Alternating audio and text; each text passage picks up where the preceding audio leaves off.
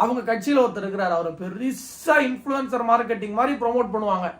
அவரு தான் வந்து யாருக்கு என்ன நடந்தாலும் போய் ரத்தம் கொடுப்பாரு, யாருக்கு என்ன நடந்தாலும் ஓடி போய் இது கொடுக்குற மாதிரிலாம் வீடியோ வரும். எதுவுமே நிஜத்துல இருக்காது.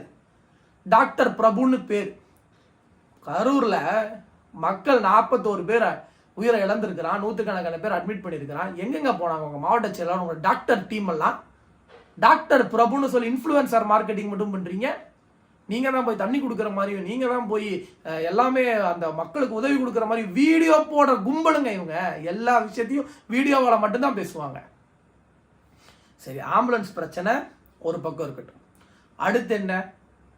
அண்ணன் செந்தில் பாலாஜி மிக தெளிவா ஒரு கேள்வி கேட்கிறாரு. எல்லாமே உங்களுக்கு ஊடகங்கள்ல உட்கார்ந்துக்கிட்டு இங்க கான்ஸ்பிரசி தியரி எழுதுறீங்கல்ல, இந்த மாதிரியான இது நடந்துருச்சு அது நடந்துருச்சுன்னு கான்ஸ்பிரசி தியரி எழுதிட்டு இருக்கீங்க.